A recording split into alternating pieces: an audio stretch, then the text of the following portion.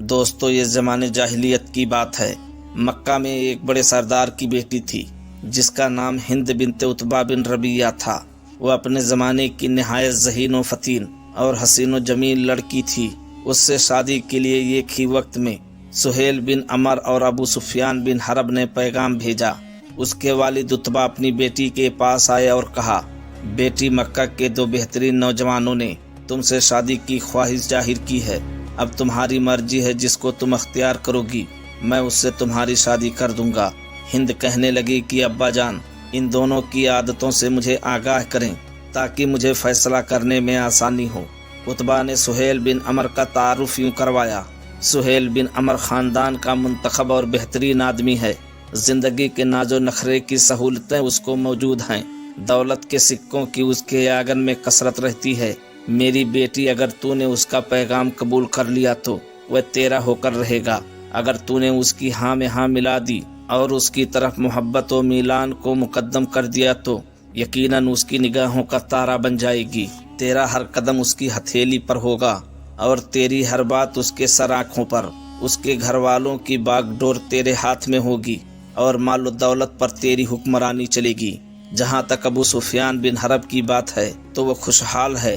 حسب و نسب والا پختہ و بہتر رائے کا مالک ہے۔ اس کا گھرانہ صرافت میں مشہور ہے۔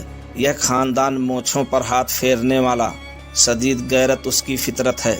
اپنے مال کے ضیاع سے وہ غافل نہیں رہتا اور نہ اپنے گھر والوں پر لاٹھی اٹھانے سے کبھی باز آتا ہے۔ ہند نے اپنے باپ کی بات سن کر عرض کی، والد محترم، پہلا آدمی سہیل بن عمر سردار اور اپنی بیوی کے نشہ میں اس کے قدموں کے نیچے مال و دولت کا بچھونا کر دینے والا ہے۔ اس لیے ممکن ہے بیوی نہ خوشگواری کے باوجود اس کے لیے محبت کا نذرانہ پیش کرنا اپنا شیوا بنا لے اور اپنے دل کے نرم گوشوں میں اسے جگہ دے کر اپنا تن من دھن سب کچھ اس کے سپرد کر دے۔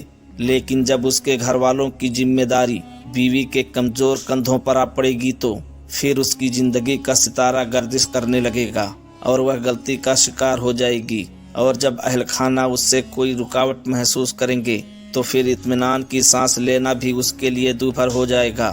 ایسی صورت میں اس کی حیثیت کم سے کم تر ہو جائے گی اور اس کا سارا ناز و نخرہ کھڑاؤں کی دھول کی طرح بکھر جائے گا۔ اگر اس کے پیٹ سے کوئی بدصورت بچہ جنم لے گا تو بیوقوفوں کی لسٹ میں اس عورت کے ایک نام کا اضافہ ہو جائے گا، اور اگر کوئی شریف بچہ جنم لے گا تو پھر ایسے گھرانے میں اس کی بدقسمتی اس کا ساتھ چھوڑنے کو تیار نہ ہوگی۔ لہٰذا اے والد محترم، اس رشتے کو نامنظور کر دیجئے۔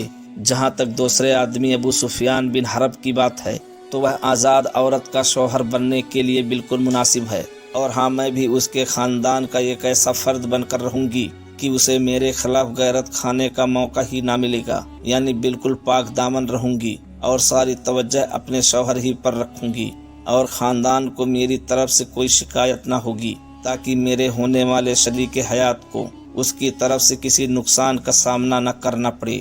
میں ایسے غیرت مند آدمی سے شادی پر اتفاق کرتی ہوں، سو ابو جان، آپ میری شادی اسی سے کر دیجئے۔ بیٹی کی رائے سننے کے بعد عتبہ بن ربیعہ نے بیٹی کی شادی ابو سفیان بن حرب سے کر دی۔ یہ وہی ہند ہے جو ایک وقت میں اللہ کے رسول صلی اللہ علیہ وسلم کی سب سے بڑی دشمن تھی۔ غزوہ بدر میں اس کا باپ عتبہ حضرت امیر حمزہ رضی اللہ عنہ کے ہاتھوں واصل جہنم ہوا تو اس نے انتقام لینے کی ٹھانی۔ چنانچہ غزوہ احد سے پہلے وحشی کو اسی نے بدلہ لینے کے لیے تیار کیا تھا۔